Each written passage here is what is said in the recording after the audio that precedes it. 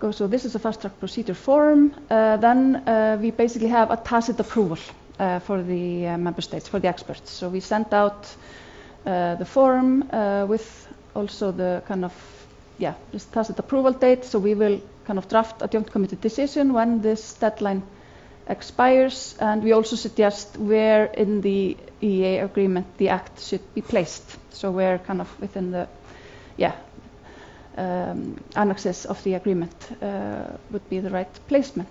And then the EFTA states can basically object to this procedure and ask to initiate a standard procedure if they think there might be some issues, for example. So then, just to show you also what the standard procedure form looks like, then here actually we need input from our member states. So they have 16 weeks to fill out the form and send it back to us. Here always our policy officers make a first assessment of the act, whether there are any possible issues, etc. And then the experts also make their assessment and submit it to the Secretariat, which then drafts a joint committee decision on that basis. So basically what needs to be looked into by the experts, as I already said, EEA relevance. Firstly, this is normally quite straightforward. It's basically just the question, does the act fall within the scope of the EEA agreement? Normally this is quite clear, but also, like Hege also mentioned, the internal market has obviously developed a lot since the EEA agreement was signed, so there can always be some possible issues here. Then secondly, we need to look into whether there is any need for adaptations to the act. And maybe just to go shortly over what do I mean when I say adaptations. So we have, when we talk about adaptations, we have three different forms, firstly, of adaptations. So firstly, and very importantly, we have the so-called horizontal adaptations. And this is basically set out in Protocol 1 to the EEA agreement.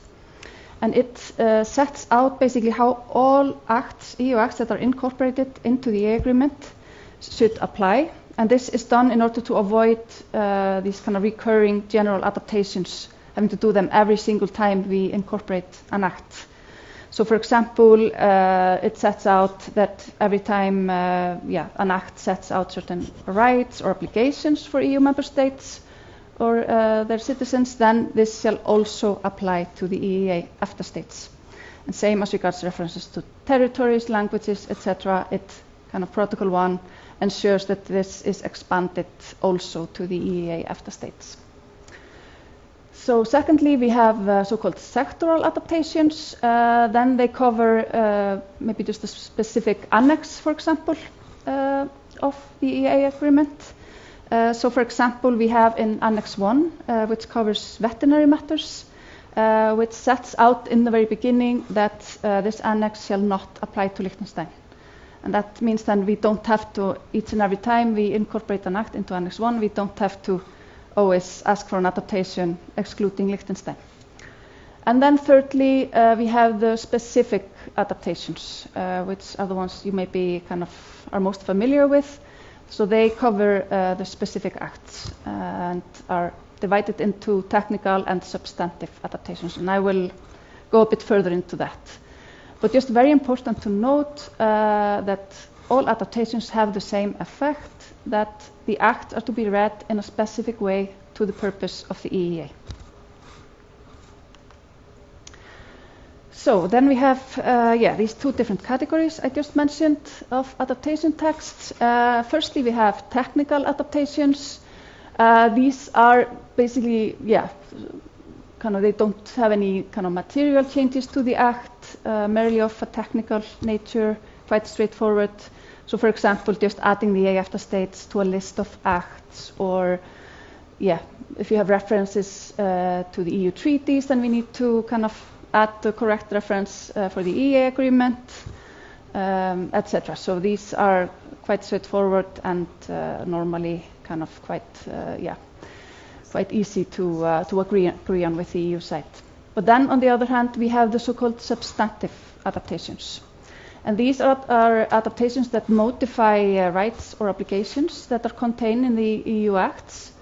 So here, for example, when you have an institutional setup where you need to respect the two-pillar system that Hege went through with you earlier, that often, for example, if the Commission has the powers to impose fines on undertakings, etc., then it's very important in order to respect the two-pillar setup that this power, as regards the EFTA states, is it's ensured that this is kind of in the right pillar, in the EFTA pillar, so normally with the EFTA Surveillance Authority. Also another example, EU agencies, they're not foreseen in the EEA Agreement, they were not foreseen at the time. So, for example, Protocol 1 on horizontal adaptations does not apply to EU agencies. So each and every time that we have kind of certain powers given to EU agencies, we always need to ask for substantive adaptations. And here we can have some kind of complex setups, and they're a bit changing every time, so it's always a challenge, but we always manage to find solution. Like Hege said, we have always managed. It's sometimes tricky and you need to be a bit inventive, etc., but we've always managed. So, and also very important to note that adaptations are not very common. So we're talking about maybe 10 to 15% of all acts incorporated. And the majority of adaptations are just of a technical nature. So it's a very small part of acts that actually need these so-called substantive adaptations. So maybe just as a kind of reminder, I think this is something very important. We can't go through it in detail because we simply just don't have the time. But kind of in parallel to the procedures that we have on the kind of in the Secretariat and on the EU side, etc., there's always something also happening in the 3 EEA EFTA states.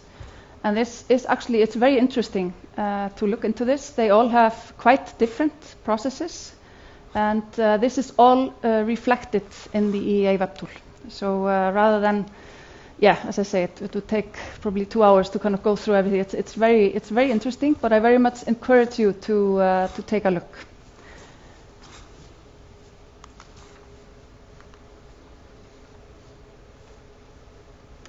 Then, now we have reached the stage where we have received feedback from our experts, and we are now ready to draft the so-called joint committee decision, which incorporates the act into the agreement.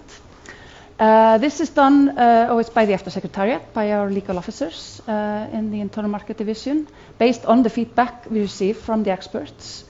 It needs to go through certain approval procedures, of course, when it's ready in the EEA EFTA states. But once we are ready and have all approvals, then we send the draft JCD, or Joint Committee Decision, over to our kind of counterpart on the EU side, the European External Action Service, EEAS. They have kind of a bit of a similar role to the Secretariat in kind of coordinating on behalf of the EU side. So here, now we have, the decision has been sent over to the EEAS, and what the EEAS does is they launch the so-called Interservice Consultation on the decision within the relevant DGs, and also always need to consult with the legal service. In most cases, this takes maximum maybe 10 days for the more kind of straightforward acts. But of course, when we have adaptations, especially substantive adaptations, this can take quite a long time. And of course, we always need to find a common agreement, so there can be lengthy discussions between the two sides, kind of going a bit back and forth, like you saw in the video, the paper planes kind of being sent back and forth. But we always have a very good and constructive cooperation between the two sides, so we always manage to find an agreement. So basically, for most DCDs, the EEAS can simply just kind of adopt it without having to take it to the Council. But in cases where we have substantive adaptations, we actually, or the EU side, they need to go through the Council of the EU. And this delays the process obviously quite a lot. So normally we talk about kind of 3 to 6 months processing time when the Council has to, but of course it can take longer when we have this kind of back and forth between both sides. So basically for these acts, the Council must give the EAS the mandate to adopt the act.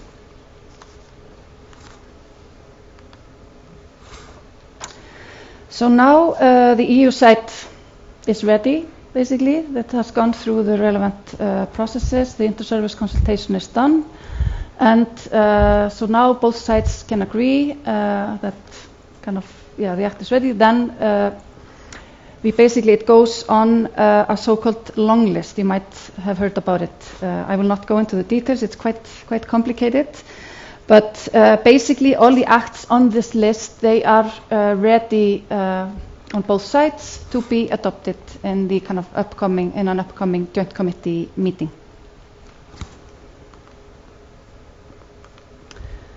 So then, the joint committee meets approximately 8 times per year.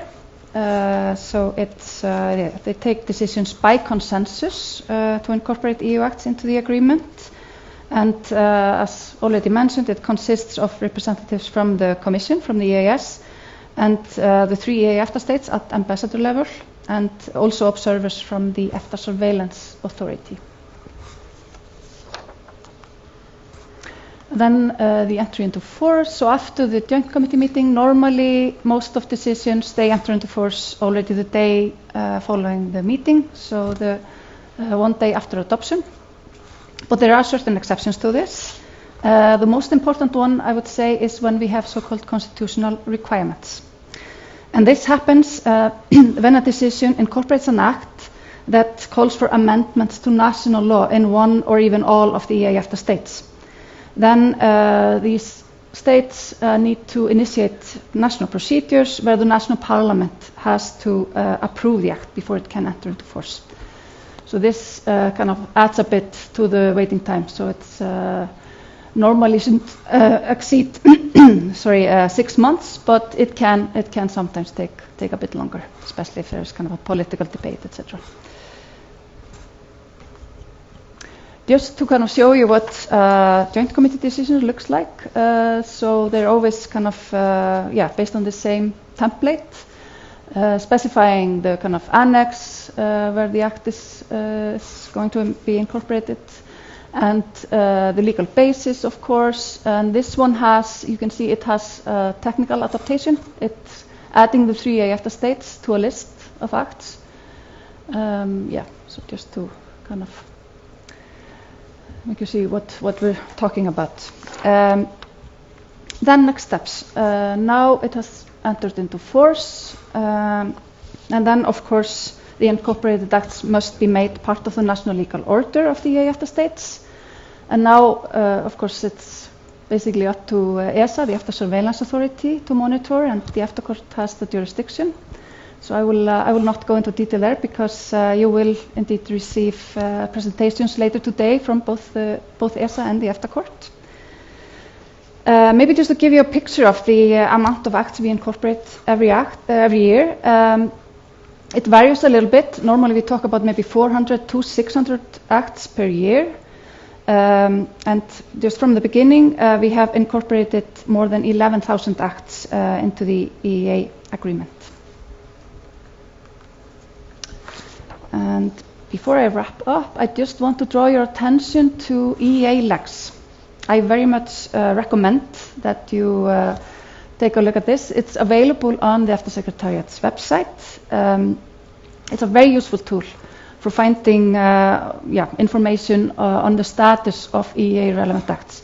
So basically, as soon as a registers an act, it's adopted on the EU side, and it's registered into our system, then 1 day later it actually appears here on EEA Lex. So you can always kind of look up and see where in the process it is. And when it's incorporated, you can actually also see, for example, the draft, the joint committee decision that incorporated the act. So there you can see, for example, if there are adaptations, you can see them there. And you also have other documents that act in different languages, etc. So very much encourage you to take a look at that.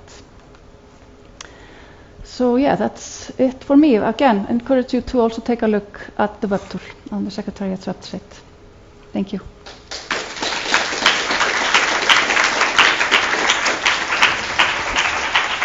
Thank you, Auður. So now we can have a few questions, both from the audience, but also from those of you from a distance.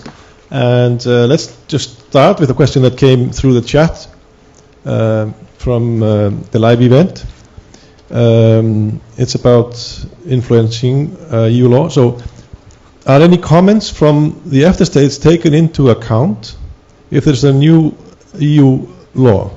If so, is this rare or common? Okay. Yeah, I will start off maybe, Auður, Yeah. and then you can supplement. Absolutely. Me. Maybe I should use the mic. No, I don't have it. So I will start off. Our member states, of course, they have many ways of taking part in the shaping of new EU legislation. First of all, our experts can participate in working groups on the EFTA side. And the better you are and more relevant you are, the more of an impact you have, as it is in all streets of life.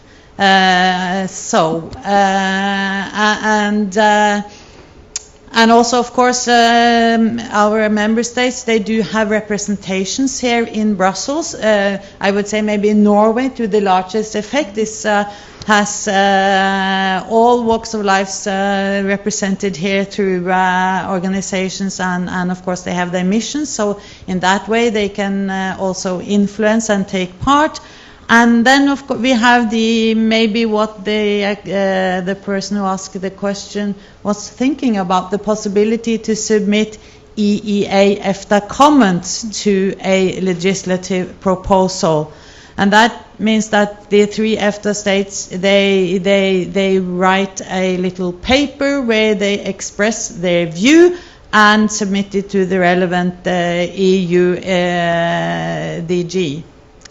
Responsible directorate on the EU side, and this is an instrument that the EEA EFTA state make use of, and it is it forms of course they express their views either on a particular issue that they or maybe give their support to a certain direction of new policy.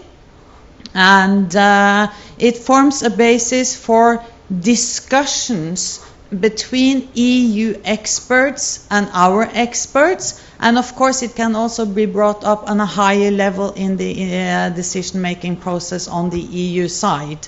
I cannot here today say that I can point at one specific legal act and say this paragraph, this is our input. But of course, as with regard to the EEA, the EU states, we work together, we shape this together, and we contribute based on our experience. And maybe also there are areas where the EEA EFTA states have a specific expertise and can provide very valuable input, and maybe you can see results of that input also in EU legislation, where we would like to think that maybe we are a little bit in the forefront on certain areas. And we have submitted some comments this year. I did, but maybe you would like to. Yeah, I can. I have my mic. So. Yeah, maybe just to add that it's difficult to measure the exact kind of impact, but we actually do see it's appreciated by the EU side, and we always receive feedback to EEA After Comments, either at, normally it's at kind of expert level, so then we have the relevant experts from the Commission services, from the relevant DG, attending meetings with our experts where they discuss and give feedback to the comment. And also, like Hege mentioned, it can be raised to a kind of higher level, and has been done. Sometimes it's, for example, discussed in the meeting of the Joint Committee. But so far this year, we have had 4 comments submitted to the EU site on very different policy areas. So one, for example, on the farm to fork strategy, which is, of course, very important. Also on a new directive on construction products, etc. And we're actually now currently working on 2 new comments that should be submitted soon on kind of the new Digital Services Act and Digital Markets Act. So there is always something kind of in the process.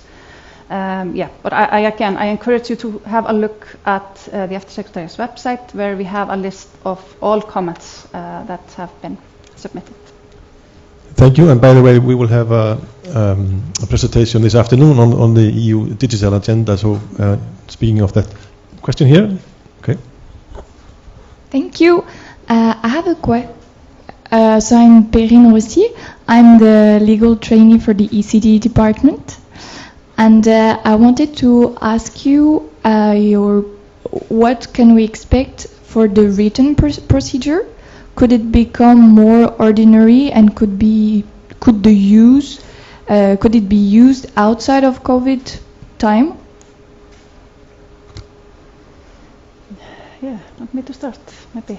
Yeah, the question you asked, the written procedure that means that we incorporate legal acts into the EEA agreement through a written procedure. That means outside the traditional setup of incorporation into the EEA agreement. And it's good that we have a certain flexibility when it comes to very urgent acts, such as these COVID-related measures.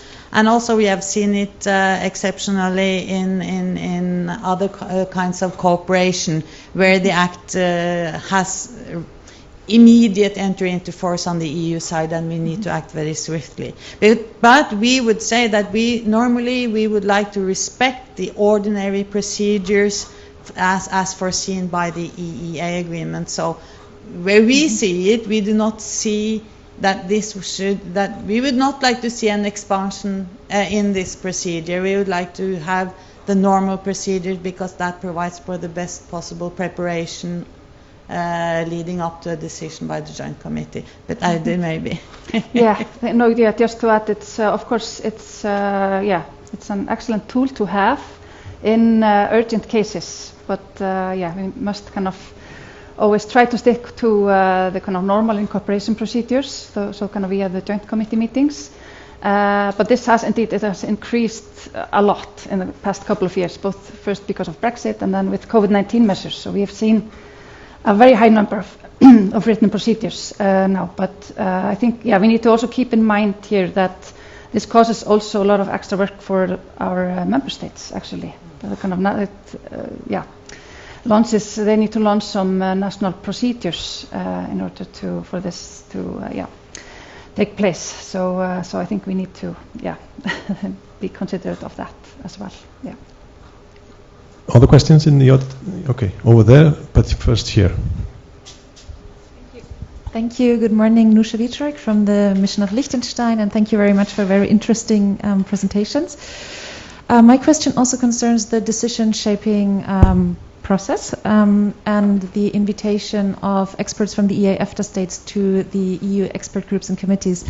Is this a process where basically the EEA EFTA states can rely on the EU to actively invite experts from the EEA EFTA states, or is it often enough on us to, actively reach out and make sure that we are invited and really involved in these working groups and committees? Thank you.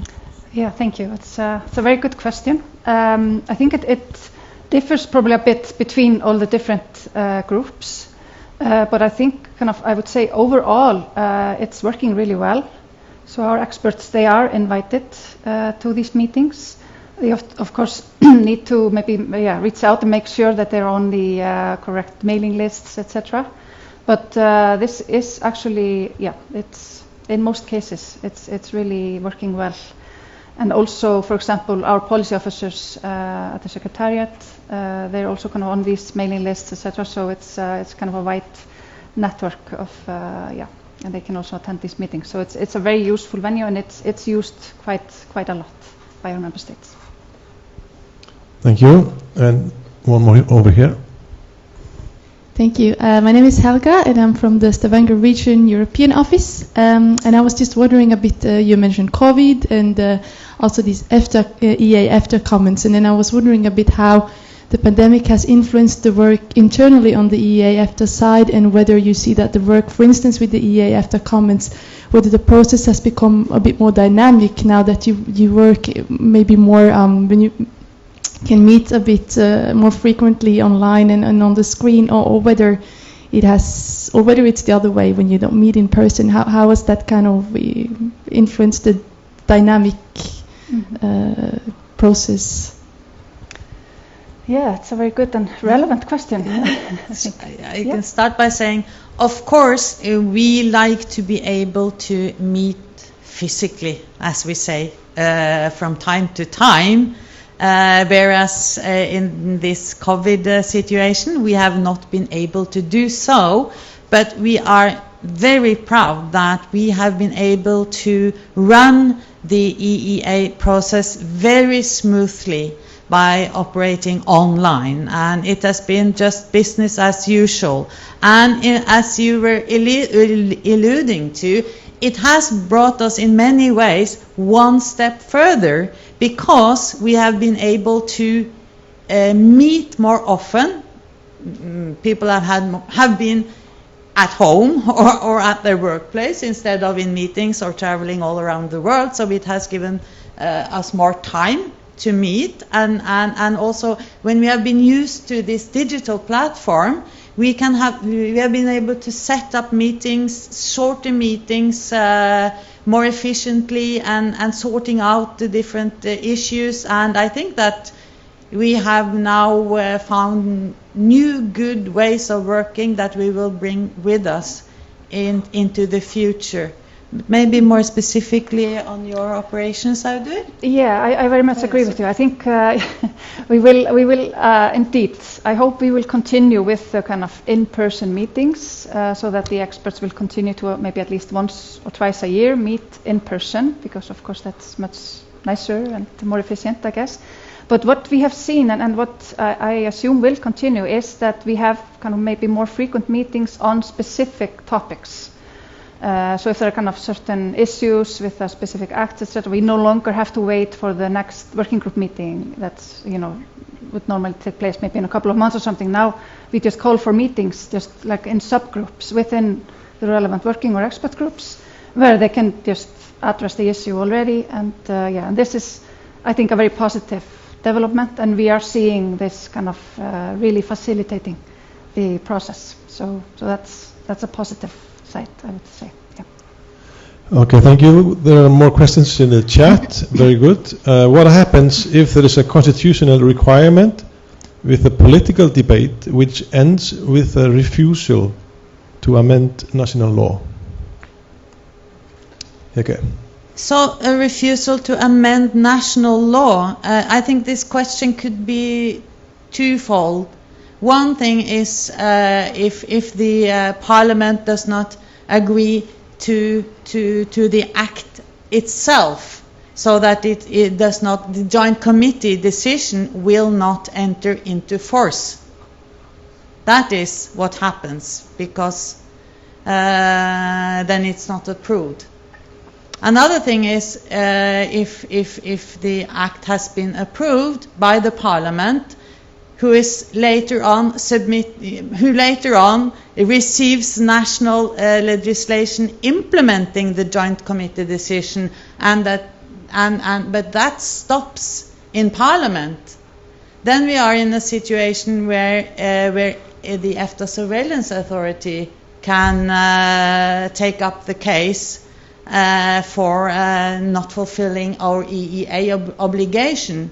But if it is like a national parliament say that we will not give our consent to this joint committee decision incorporating this act, then, as I said, it does not enter into force, and we are in breach of our international obligation. But then, if the EU side would like to pursue us in that respect, which they can, it becomes a political issue, and the matter then will be brought into the EEA Joint Committee for political resolution.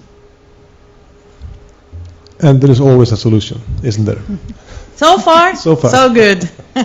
Yeah, there's another question in the chat. Actually, this question could maybe be asked again when we have our colleague from ESA here at 1 o'clock. But there's also a question in the chat for Protocol 1 cases without constitutional requirements.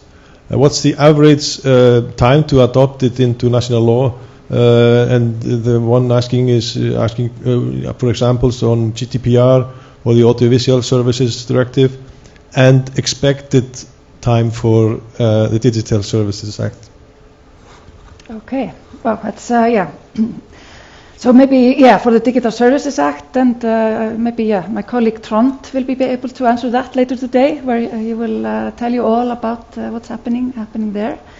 But normally, so for kind of straightforward acts where we don't have any adaptations, the incorporation process normally takes maybe, if everything kind of goes according, because of course we always rely on our member states, the EU side, everybody kind of responding in time. Maybe, we're talking about a few months, 2-3 months. But for when we have adaptations, substantive ones, where we have quite, a lot of discussions back and forth, this can take even a few years, just to be realistic. But but also then, of course, in those cases where we can sometimes, perform miracles and just ensure simultaneous application. For example, for the COVID certificate, and also for many other acts where we have managed to ensure simultaneous entry into force throughout the EEA. This is very exceptional, and it requires kind of exceptional measures on all parts. So then we kind of expedite all procedures. But this is very much an exception, I would say. So thanks for the good questions. I think we need to wrap now for the Q&A this time, but there will be a lot of other opportunities throughout the day to ask questions, of course. We are a little bit behind schedule, so maybe we will start 5 minutes past 11. We have a break now, and we will have the Norwegian ambassador coming here after that. So see you in 10 minutes. Thank you.